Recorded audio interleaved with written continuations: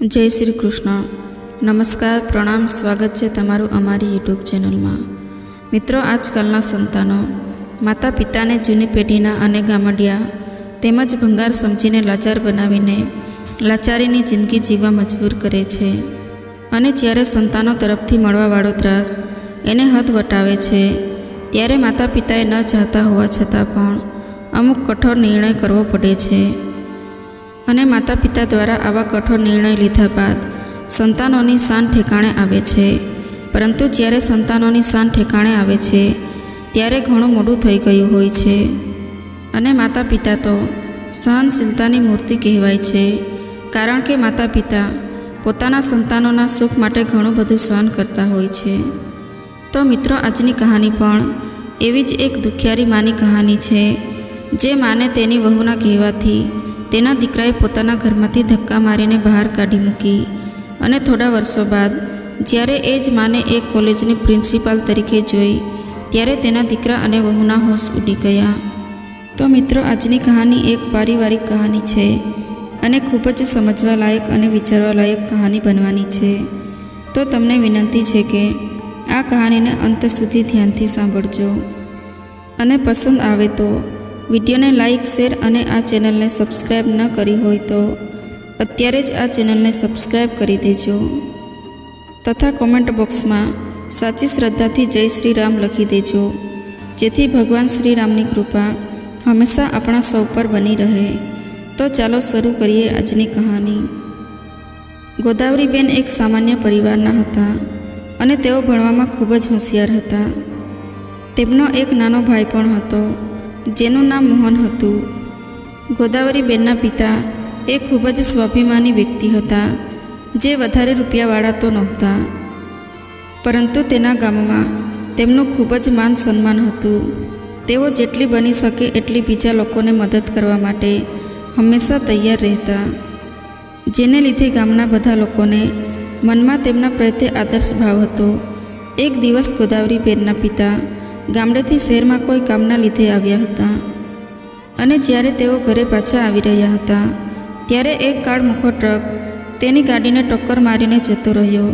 ગાડી ટ્રકમાં ભટકાવાના લીધે ગોદાવરીબેનના પિતા રોડ પર પડી ગયા અને માથામાં ગંભીર ચોટ આવવાના કારણે તેમને તાત્કાલિક હોસ્પિટલમાં દાખલ કરાયા, પરંતુ ટૂંકી સારવાર દરમિયાન તેમનું મૃત્યુ થઈ ગયું. તે વખતે ગોદાવરીબેન BAનું ભણી રહ્યા હતા. ગોદાવરીબેનના પિતાજીના મૃત્યુના સમાચારથી પરિવારને ખૂબ જ મોટો આઘાત લાગ્યો, કેમ કે ગોદાવરીબેનના પિતા સિવાય ઘરમાં કોઈ પણ કમાવાવાળું નહોતું. ગોદાવરીબેનનો ભાઈ પણ હજી નાનો હતો અને હજી તે ભણતો હતો. થોડા સમય પછી ગોદાવરીબેનના માતાજીએ ગોદાવરીબેનના લગ્ન કરવાનું વિચાર્યું અને તેમના માટે છોકરો શોધવાનું શરૂ કર્યું. અને થોડાક સમયમાં જ તેમને એક ખૂબ જ સારો છોકરો મળી પણ ગયો અને તેમની સાથે ગોદાવરીબેનના લગ્ન કરવા માટે તૈયાર થઈ ગયા. હવે તેમને ચિંતા થઈ રહી હતી કે ગોદાવરીબેનના લગ્નનો ખર્ચ કેવી રીતે કાઢશે. હજી તો તેઓ આ બધું વિચારી રહ્યા હતા. એટલામાં તેમના ઘરે જીવન વીમાવાળા લોકો આવ્યા અને તેમણે ગોદાવરીબેનના પિતાના મૃત્યુ પછી જે રૂપિયા મળવાના હતા તેના વિશે વધુ જાણકારી આપી. અને તેમને કહ્યું કે તેમના પિતાજીએ આ જીવન વીમા પોલિસી ઘણા સમય પહેલાં જ કરાવી લીધી હતી, જેના વિશે ગોદાવરીબેન કે તેમના માતાજીને કંઈ ખબર નહોતી. પણ ગોદાવરીબેનના માતાજી એ વિચારીને થોડા ખુશ થયા કે હવે દીકરીના લગ્ન કોઈ પણ અડચણ વગર શાંતિથી થઈ જશે. પછી તેમણે ગોદાવરીબેનના લગ્ન ભાણજીભાઈ સાથે કરાવી દીધા. ભાણજીભાઈ પણ એ ખૂબ જ સારા માણસ હતા, જે દરેક પરિસ્થિતિમાં ગોદાવરીબેનનો સાથ દેતા હતા. ભાણજીભાઈના માતા પિતા પણ ગોદાવરીબેનને પોતાની દીકરીની જેમ જ રાખતા હતા. અને ગોદાવરીબેન પણ પોતાના સાસુ સસરાને પોતાના માતા પિતા જ સમજતા હતા. અને તેમના લગ્ન પછી થોડાક જ સમયમાં તેમણે તેમના આખા ઘરને સંભાળી લીધું હતું. ગોદાવરીબેન પરિવારને એકત્રિત કરીને ચાલવાવાળા મહિલા હતા. થોડા સમય પછી તેમના ઘરે એક દીકરાનો જન્મ થયો. ત્યારે બધા ખૂબ જ ખુશ હતા. ઘરમાં નાનું બાળક આવ્યું હતું એટલે બધા તેને ખૂબ જ લાડકોડથી રાખતા હતા અને તેની દરેક નાની મોટી ભૂલને પણ માફ કરી દેતા હતા, જેને લીધે ગોદાવરીબેનનો દીકરો હવે દિવસે ને દિવસે બગડતો જતો હતો. પરંતુ તે પોતાના માતા પિતા સામે એવી રીતે વર્તન કરતો કે જાણે તે કેટલો સારો અને સમજદાર છોકરો છે. પણ હકીકતમાં તે બિલકુલ વિપરીત હતો. તે ઘરની બહાર હંમેશા બીજા લોકો સાથે અસભ્યતાથી વાતો કરતો અને કોઈનું જરાય માન સન્માન કે લાજ શરમ રાખતો નહીં. તે હંમેશા પોતાની મસ્તીમાં મસ્ત રહેતો હતો, કેમ કે તેને એ ખબર હતી કે જો તેનાથી કંઈ પણ ભૂલ થઈ જશે તો તેનો પરિવાર તેને માફ કરી દેશે, કેમ કે તેના ઘરમાં બધા લોકો તેને ખૂબ જ પ્રેમ કરતા હતા. એટલા માટે તે ક્યારેય પણ કંઈ કરતાં પહેલાં વિચાર કરતો નહીં. તે હંમેશા વિચારતો કે જો કોઈ ભૂલ થઈ ગઈ તો તે સાંભળવા માટે તેનો પરિવાર તો છે જ ને. આવી જ રીતે ધીરે ધીરે દિવસો પસાર થતા રહ્યા. હવે ગોદાવરીબેન અને ભાણજીભાઈ બંનેના માતા પિતા ગુજરી ગયા હતા અને તે બંને પણ હવે વૃદ્ધાવસ્થા તરફ જઈ રહ્યા હતા. થોડા સમય પછી ભાણજીભાઈની તબિયત થોડી ખરાબ રહેવા લાગી અને તે દિવસે ને દિવસે વધુ ખરાબ થતી ગઈ, જેને લીધે ગોદાવરીબેન ખૂબ જ ચિંતામાં રહેતા હતા. તેઓ પોતાના દીકરાને કહેતા કે તે પોતાના પિતાને લઈને શહેરમાં વ્યવસ્થિત ચેકઅપ કરાવી આવે અને દવા પણ લઈ આવે, પરંતુ તેમનો દીકરો તેમને હંમેશા કંઈક બહાનું બતાવી દેતો.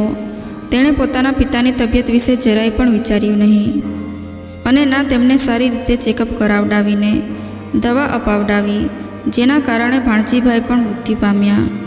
હવે ગોદાવરીબેન એકલા રહી ગયા હતા. થોડા સમય પછી તેમણે પોતાના દીકરા વેલજીને કહ્યું, બેટા, તારી પણ લગ્નની ઉંમર થઈ ગઈ છે અને મારાથી પણ હવે ઘરનું બધું કામ થતું નથી, એટલે હવે તું પણ લગ્ન કરી લે, જેથી ઘરમાં વહુ આવી જશે તો મને પણ ઘર કામમાં થોડી રાહત રહેશે. આ બધું સાંભળીને વેલજીએ લગ્ન માટે હા પાડી દીધી. એટલે ગોદાવરીબેને તેમના નજીકના સંબંધીની દીકરી ઈલા સાથે વેલજીના લગ્ન કરાવી દીધા. વેલજીની પત્ની ઈલા શરૂના દિવસોમાં તો ગોદાવરીબેનનું ખૂબ જ સારી રીતે ધ્યાન રાખતી હતી, પરંતુ થોડા સમય પછી તેણે પોતાનો અસલી રંગ દેખાડવાનું શરૂ કરી દીધું અને પોતાના પતિને પણ ધીરે ધીરે પોતાની સાસુ વિરુદ્ધ ભટકાવવા લાગી અને વેલજી પણ હવે તો તેની મીઠી મીઠી વાતોમાં આવી ગયો હતો અને પોતાની માને જ ખોટી સમજવા લાગ્યો હતો. એક દિવસ તે ગુસ્સામાં ગોદાવરીબેનને કહેવા લાગ્યો કે તારા જેવી અભણ સ્ત્રી શું જાણે આજકાલની જનરેશનના ખાવા પીવાનું કેવું હોય અને ઓઢવા પહેરવાનું કેવું હોય. માં, તું હંમેશા ઈલાને દરેક નાની મોટી વાત માટે ટોકતી રહે છે. જો તને એનાથી એટલો જ વાંધો હોય તો તું જતી રહે આ ઘરમાંથી. એવું કહીને તેણે પોતાની માને ઘરની બહાર કાઢી મૂકી. એટલે ગોદાવરીબેને કહ્યું, બેટા, એવી કોઈ વાત નથી. મેં તો ઈલાને ક્યારેય કંઈ નથી કહ્યું. એટલે રસોડામાંથી ઈલા બોલી, તમે કહેવા શું માગો છો કે હું ખોટું બોલું છું? તમારા જેવા ગામડાના ગવાર મારા વિશે જાણો છો શું? હું ભણેલી ગણેલી અને આજકાલની મોડર્ન છોકરી છું અને તમે હંમેશા મારા કપડાં પહેરવા ઓઢવા પર સવાલ ઉઠાવો છો. એમ કહીને તે ગોદાવરીબેન સાથે ગુસ્સો કરવા લાગી અને ખૂબ જ મોટો ઝઘડો કર્યો. ત્યારે ગોદાવરીબેને પોતાના દીકરા વેલજીને ઘણું સમજાવ્યું કે બેટા, એવી કોઈ જ વાત નથી. મેં તારી પત્નીને એવું કંઈ પણ કહ્યું નથી. એટલે તે બોલ્યો, અચ્છા, એનો મતલબ એમ કે મારી પત્ની ખોટું બોલી રહી છે કે તમે મને મારી પત્નીના વિરોધમાં ભટકાવવા માંગો છો?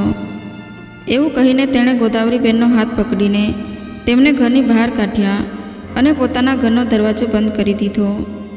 ત્યારે ગોદાવરીબેન રોતા રહ્યા, પણ તેમના દીકરાએ તેમની એક પણ વાત સાંભળી નહીં અને દરવાજો બંધ કરીને અંદર જતો રહ્યો.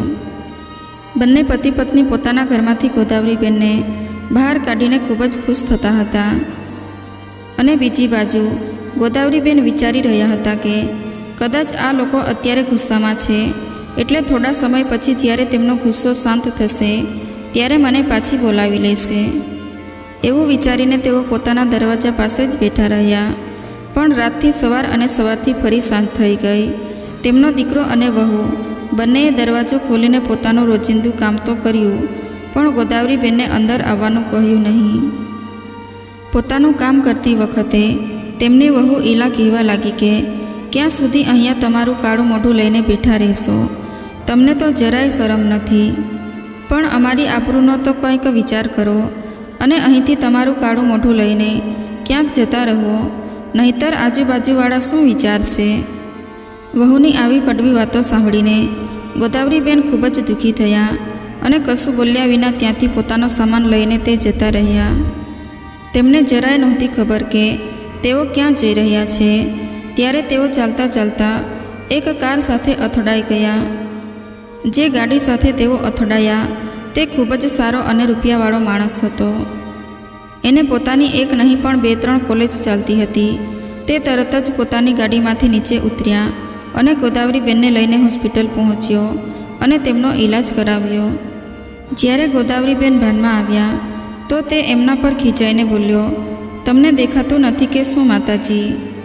જો આજે તમને મારી ગાડીથી કંઈક થઈ જાત તો હું પોતાની જાતને ક્યારેય પણ માફ ના કરી શકત. આખરે તમે કયા વિચારોમાં ખોવાયેલા હતા કે તમને એ પણ ન દેખાણું કે તમે રોડની વચ્ચોવચ્ચ કોઈ ગાડીની સામે આવી ગયા છો? ત્યારે ગોદાવરીબેન બોલ્યા, બેટા મને માફ કરી દે. મારા કારણે તને જે પણ તકલીફ પડી તેના માટે હું તારી પાસે માફી માગું છું. એટલું કહેતા તો ગોદાવરીબેન ધ્રુસકે ધ્રુસકે રડવા લાગ્યા. ત્યારે તે છોકરો જેનું નામ નિખિલ હતું તે બોલ્યો, માતાજી તમે મારી પાસે માફી ના માંગો અને આવી રીતે રડવાનું બંધ કરી દો. તમે ઉંમરમાં મારાથી મોટા છો એટલે મારી સામે માફી માંગતા સારા ન લાગો.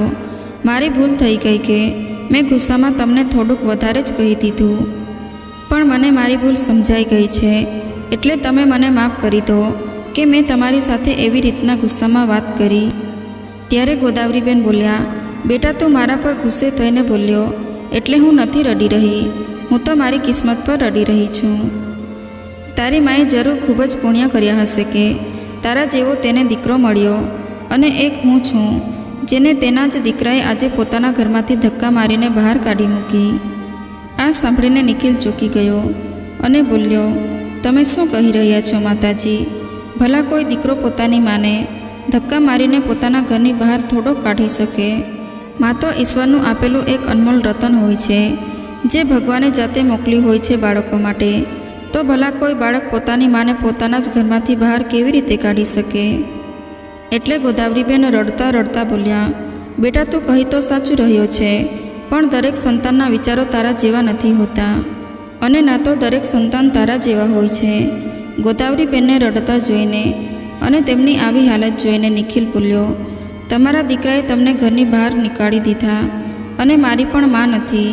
હું અનાથ આશ્રમમાં મોટો થયો છું અને ત્યાં જ મેં મારો અભ્યાસ પણ પૂરો કર્યો છે અને અત્યારે હું એકલો જ રહું છું. તો આજથી તમે મારી સાથે રહેજો, કેમ કે મને પણ એક માની જરૂર જ છે અને તમને એક દીકરાની. તેથી તમે મારી સાથે ચાલો અને મારા ઘરમાં મારી મા બનીને રહેજો. ત્યારે ગોદાવરીબેન કંઈક વિચારીને બોલ્યા, બાકી બધું તો ઠીક છે દીકરા, પણ હું તારા ઘરમાં કેવી રીતે રહી શકું? એટલે નિખિલ બોલ્યો, એક મા પોતાના દીકરાના ઘરે રહી ના શકે. એટલું કહીને તે ગોદાવરીબેનને પોતાની સાથે તેના ઘરે લઈ ગયો. હવે ગોદાવરીબેન તેની સાથે ખૂબ જ સારી રીતે રહેવા લાગ્યા અને નિખિલ તેમને પોતાની માની જેમ જ રાખતો હતો. બંને એકબીજા સાથે ખૂબ જ ખુશ હતા. એક દિવસ નિખિલે કહ્યું, માં મારે આજે મારી કોલેજ અને સ્કૂલોમાં જોવા માટે જવું છે કે તેના શિક્ષકો અને પ્રિન્સિપાલ તેને બરાબર ચલાવી રહ્યા છે કે નહીં. કોઈ પ્રોબ્લેમ તો નથી ને? તો તમારી ઈચ્છા હોય તો તમે પણ મારી સાથે ચાલો. આમ પણ તમે એકલા ઘરમાં રહીને કંટાળી જશો. એટલે ગોદાવરીબેન પણ ખુશી ખુશી તેની સાથે કોલેજ ગયા.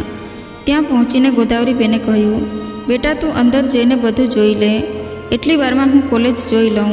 એટલે નિખિલે કહ્યું, ઠીક છે, હું પ્રિન્સિપલને મળી આવું, એટલી વારમાં તમે કોલેજ જોઈ લો. હવે ગોદાવરીબેન કોલેજમાં ચક્કર મારવા નીકળી ગયા.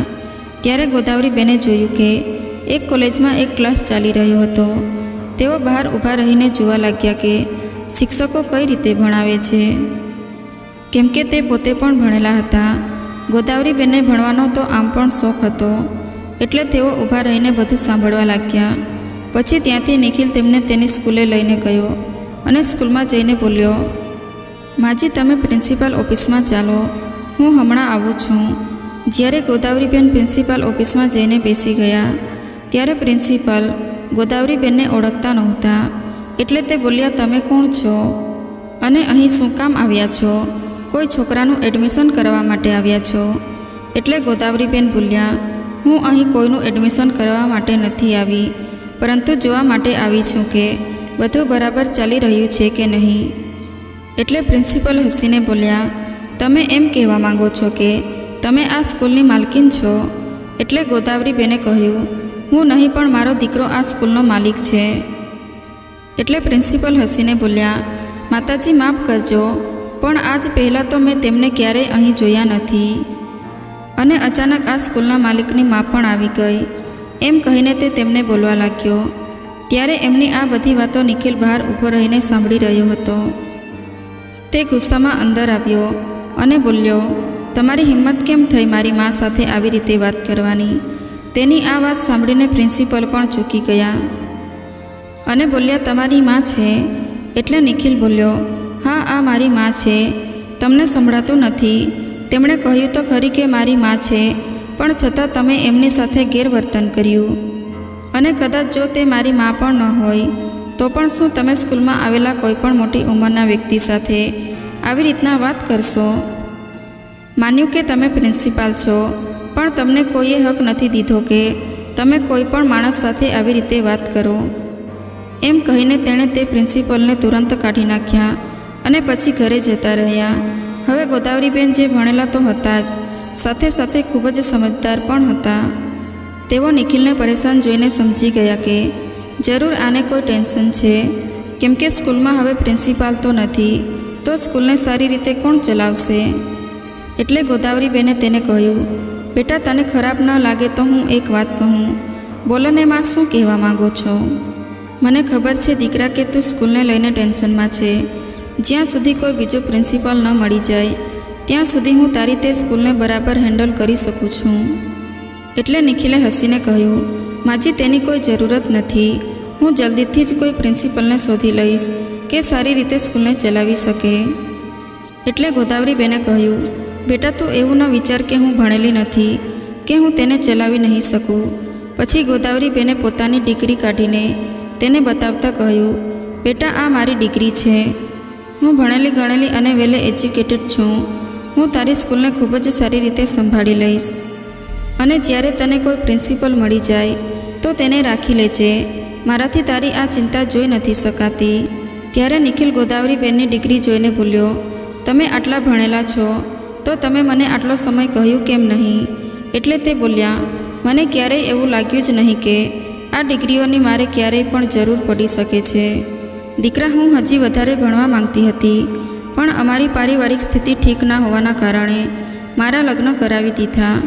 એના લીધે હું વધારે આગળ ભણી શકી નહીં. તેમણે પોતાની બધી જ કહાની નિખિલને સંભળાવી દીધી.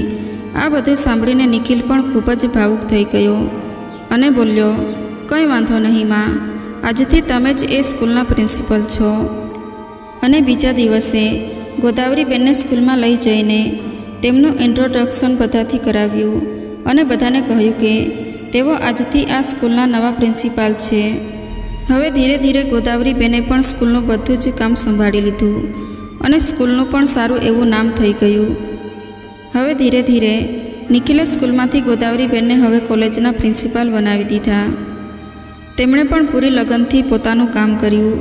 તેમને એ બિલકુલ ખબર નહોતી કે તેઓ જે કોલેજના પ્રિન્સિપાલ છે ત્યાં જ તેમનો પુત્ર એટલે કે તેમના દીકરાનો દીકરો પણ ભણે છે. વેલજી જેવો નાનપણમાં હતો તેનો દીકરો પણ બિલકુલ એવો જ બગડેલો અને નાલાયક હતો. તે પણ કોલેજમાં ગેરવર્તન કરતો. એક દિવસ ગોદાવરીબેનને તેને પોતાના માતા પિતાને કોલેજ લઈ આવવા માટે કહ્યું, જેનાથી વેલજીનો દીકરો આર્યન થોડો ગભરાઈ ગયો. પણ તે પ્રિન્સિપાલ સામે બિંદાસ બોલ્યો, ઓકે, કાલે હું મારા મમ્મી પપ્પાને પોતાની સાથે લઈ આવીશ. તમારે જે પણ ફરિયાદ કરવી હોય તમે એનાથી કરી શકો છો. મારા મમ્મી પપ્પા મને ક્યારેય નહીં ખીજાય, કેમ કે તેઓ મને ખૂબ જ પ્રેમ કરે છે અને મને હર વખતે સપોર્ટ કરે છે. તેની આ વાત સાંભળીને ગોદાવરીબેનને પણ પોતાના દીકરાની યાદ આવી ગઈ. પણ તેમણે એ છોકરાને કહ્યું, કંઈ વાંધો નહીં, મારે તારા માતા પિતા સાથે વાત કરવી છે, તો કાલે એમને લઈને આવજે. હવે આર્યન બીજા દિવસે પોતાના માતા પિતાને કોલેજમાં લઈને પહોંચ્યો. જ્યારે તેના માતા પિતા વેલજી અને ઇલાએ ગોદાવરીબેનને જોયા તો તેઓ ચોંકી ગયા અને તેમના પગ નીચેથી જમીન સરકી ગઈ. તેઓ બંને તેમને જોતા જ રહી ગયા. એટલે આર્યને તે બંનેને કહ્યું, મમ્મી પપ્પા, તમે આ પ્રિન્સિપાલને જોઈને આટલા બધા કેમ ગભરાઈ ગયા છો? પરંતુ ત્યારે તે બંનેએ આર્યનને કંઈ જવાબ આપ્યો નહીં અને વેલજી આગળ જઈને બોલ્યો, મમ્મી શું કરી રહી છે? વેલજીને મોઢેથી મમ્મી શબ્દ સાંભળીને તરત આર્યન બોલ્યો, પપ્પા, તમે આ શું કહી રહ્યા છો?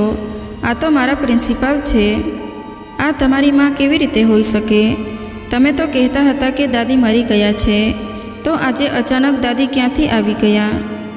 તમને કોઈ વહેમ થઈ ગયો લાગે છે. એટલે વેલજીએ કહ્યું, બેટા, આ તારી દાદી છે. એટલે આર્યન બોલ્યો, તે સાચી જ મારી દાદી હોય તો અત્યાર સુધી તે ક્યાં હતા? તેઓ આપણાથી દૂર કેમ હતા? તેઓ આપણી સાથે આપણા ઘરે કેમ નથી રહેતા?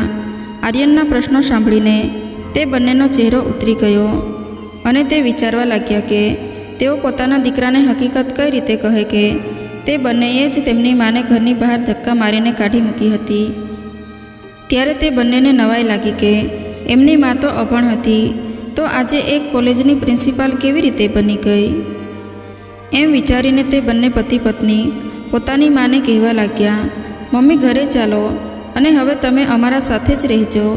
એટલે ગોદાવરીબેન બોલ્યા, અહીં હું તમારી માં નહીં પણ આ કોલેજની પ્રિન્સિપલ છું અને અહીં મેં તમને તમારા દીકરાની ફરિયાદ માટે બોલાવ્યા છે. તમારા માતા પિતાએ જે ભૂલ કરી હતી કે તમને ક્યારેય પણ કશું કહ્યું નહીં, તે જ ભૂલ તમે કરી રહ્યા છો.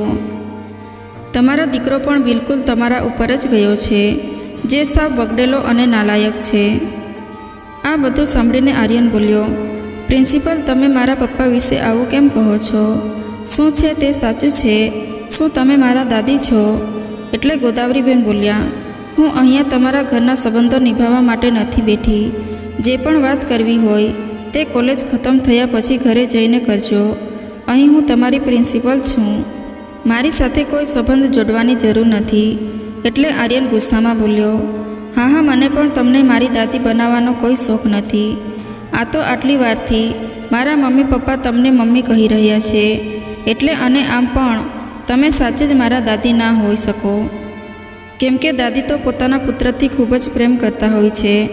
તમારા જેવા ન હોય કે દરેક વાત ઉપર ખીજાતા રહે. આવું કહીને તે તો જતો રહ્યો.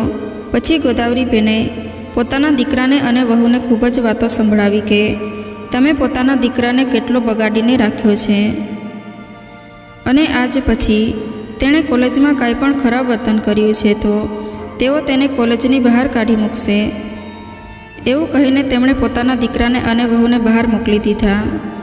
ત્યારે તે બંને એ વિચારીને સ્તબ્ધ હતા કે આખરે તેમની અભણમાં આટલી મોટી કોલેજની પ્રિન્સિપાલ કેવી રીતે બની. જેને ભણવાની ખબર પડતી નથી, જેને પહેરવા ઓઢવાનું પણ ધ્યાન હતું નહીં, એ આજે કોલેજની પ્રિન્સિપાલ બનીને બેઠી છે. એનો મતલબ એ કે તે ખૂબ જ પૈસાવાળી બની ગઈ હશે. તેમની પાસે પૈસા, બંગલા, ગાડી બધું જ હશે. હવે કંઈ પણ કરીને આપણે તેમને પોતાની પાસે બોલાવી લેવા પડશે. એટલે ઇલાએ કહ્યું, વેલજી, તું સાચું કહી રહ્યો છે. આ તો સોનાનું ઈંડું આપવાવાળી મરઘી છે. અને પછી સાંજે વેલજી ગોદાવરીબેનના ઘરે જઈને બોલ્યા, મમ્મી, તું ક્યાં જતી રહી હતી? તારા ગયા પછી મેં તને ક્યાં ક્યાં ના શોધી, પણ તું મને ક્યાંય મળી નહીં. હવે તું મને મળી ગઈ છે તો મારી સાથે મારા ઘરે ચાલ. આપણે બધા સાથે રહીશું, એક પરિવારની જેમ. એમ કહીને વેલજી ગોદાવરીબેનનો હાથ પકડીને તેને લઈ જવા લાગ્યો. ત્યારે જ ગોદાવરીબેને પોતાનો હાથ છોડાવીને કહ્યું, મેં તમને લોકોને કહ્યું તો ખરું કે હું તમારી સાથે નહીં આવું. હું તમારા જેવા લાલચી લોકો સાથે રહેવા નથી માંગતી. આ બધી વાતો આર્યન બહાર ઊભો સાંભળી રહ્યો હતો. તે ભલે ગમે તેટલો બગડેલો હતો, પણ તે પોતાની દાદીને ખૂબ જ પ્રેમ કરતો હતો, કેમ કે નાનપણથી જ તેણે પોતાના દાદીને જોયા ન હતા. પણ જેમ દાદા દાદી પોતાના પૌત્ર પૌત્રીને ખૂબ જ પ્રેમ કરતા હોય છે, તેવી જ રીતે પૌત્ર પણ પોતાના દાદી દાદાને ખૂબ જ પ્રેમ કરતા હોય છે. આર્યનને જ્યારે તે લોકોની વાતો સાંભળીને ખબર પડી કે સાચે જ પ્રિન્સિપલ જ તેના દાદી છે તો તે ખૂબ જ ખુશ થઈ ગયો. તે અંદર જવાનો જ હતો કે ગોદાવરીબેન બોલ્યા, મારે તમારા લોકોની સાથે નથી જવું, અને રહી વાત આર્યનની તો તે મારાથી જરાય પણ નારાજ નહીં થાય.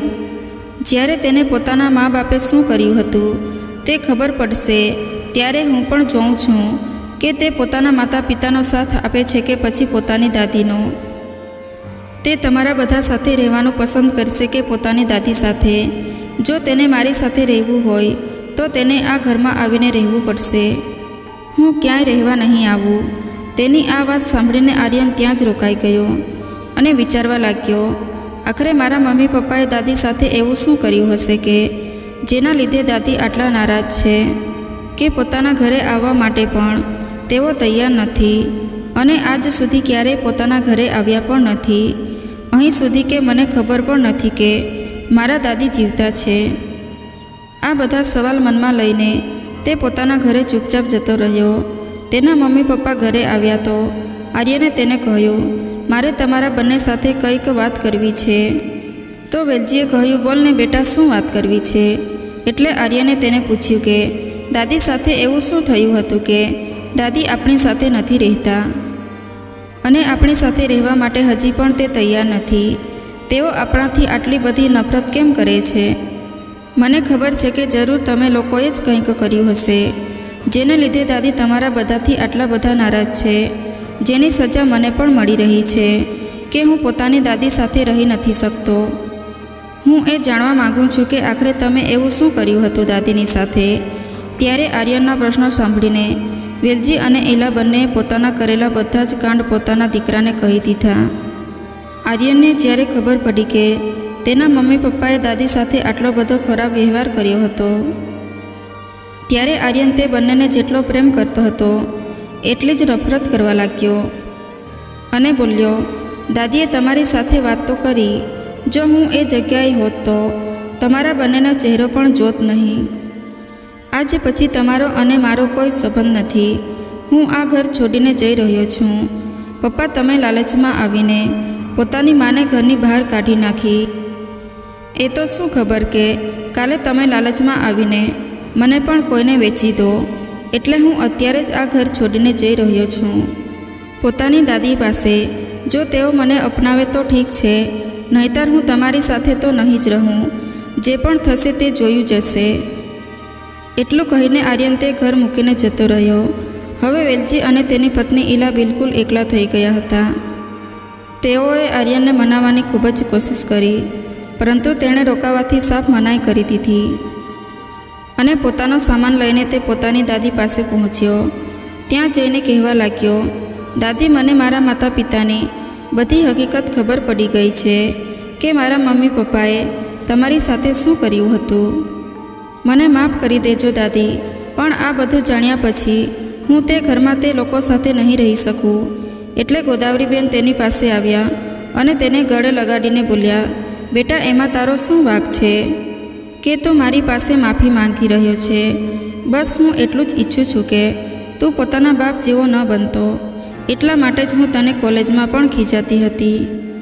દાદીની વાત આર્યનને ખૂબ જ સારી રીતે સમજાઈ ગઈ હતી અને તે પોતાની દાદીને કહેવા લાગ્યો, દાદી, આજ પછી હું કોલેજમાં ક્યારેય પણ એવું નહીં કરું કે મારી ફરિયાદ આવે. તમે જેમ કહેશો તેવી રીતે કરીશ. શું હું તમારી સાથે હંમેશા માટે રહી શકું છું? એટલે ગોદાવરીબેને કહ્યું, બેટા, આ ઘરમાં તને રાખવા માટે મારે કોઈને પૂછવું પડશે, કેમ કે આ ઘર મારું નથી. મેં જેને દીકરો માન્યો છે તેનું છે. પછી ગોદાવરીબેને જઈને નિખિલને બધી વાત જણાવી. એટલે નિખિલ બોલ્યો, માં, આજે ફરી તમે મને પારકો કરી દીધો, કેમ કે જે મારું છે તે બધું તમારું છે અને તમે જેને ઈચ્છો તેને ઘરમાં રાખી શકો છો.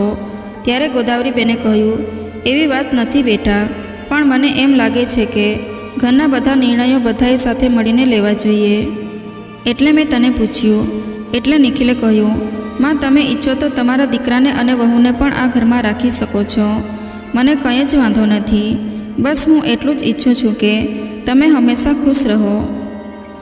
એટલે ગોદાવરીબેને કહ્યું, ના બેટા, મારે મારા દીકરાને અને વહુને અહીં નથી રાખવા, કેમ કે એ બંને ખૂબ જ લાલચુ છે. તેમને જેટલું મળશે તેટલું ઓછું છે. જો તે અહીંયા આવી ગયા તો ધીરે ધીરે આ ઘરની તમામ ખુશીઓને પણ તેઓ ખાઈ જશે, જે હું જરાય નથી ઈચ્છતી. ત્યારબાદ થોડા સમય પછી ગોદાવરીબેને નિખિલના પણ લગ્ન કરાવી દીધા. જે છોકરી સાથે નિખિલના લગ્ન કરાવ્યા હતા તે છોકરી પણ ખૂબ જ સારી અને સંસ્કારી હતી, જે ગોદાવરીબેન અને તેમના પુત્ર આર્યનનું પણ ખૂબ જ સારી રીતે ધ્યાન રાખતી હતી.